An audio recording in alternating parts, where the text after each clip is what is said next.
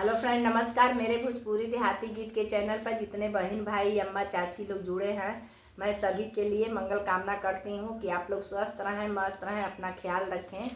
देखिए, बहुत एक प्यारा विवाह गीत लेकर आई हूँ। अच्छा लगे तो कमेंट में आप लोग ज़रूर बताइएगा और अपना ढेर सारा प्यार दुलार दीजिएगा। जय माता दी। सजवा जे उगेला तरैया ए बाबा हो, सुकवा उगेला भिनुसार।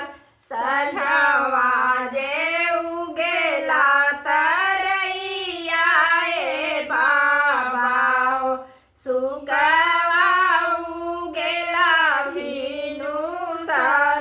तब ही चलेला कवन रम कबरियतिया हो, खोजेला कवन रम का द्वार।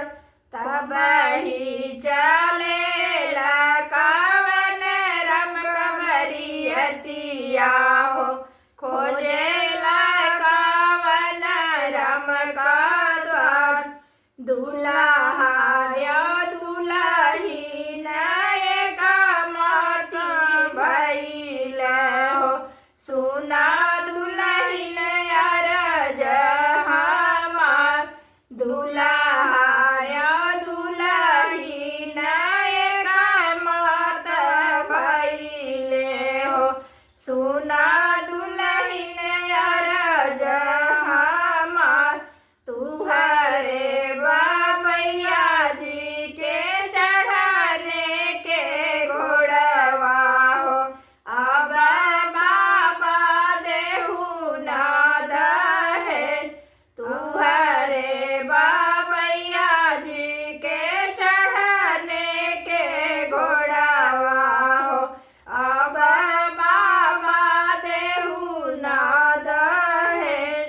तुहरे बाबैया जी के सोने का कटोरवा हो, अब बाबा देहु ना दहेज।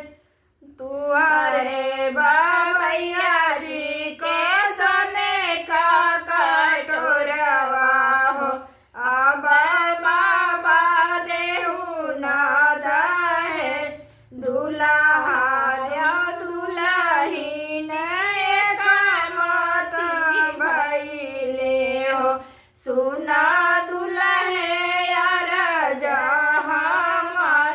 दुल्हा दुल्हीन एक माती भइले हो, सुना दुल्हीन अरज हमार।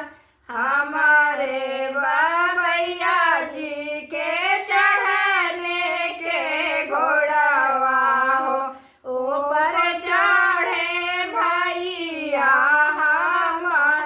हमारे बाबैया जी के चढ़ाने के घोड़वा हो, ऊपर चढ़े भैया हमार।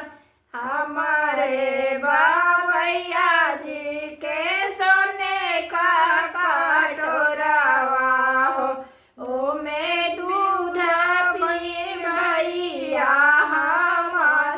हमारे बाबैया जी के सोने का कटोरवा हो, ओमे दूध पिए भैया हमार। एतनी वचन जब सुनेला कवन राम, उठेला धोतिया फहरा।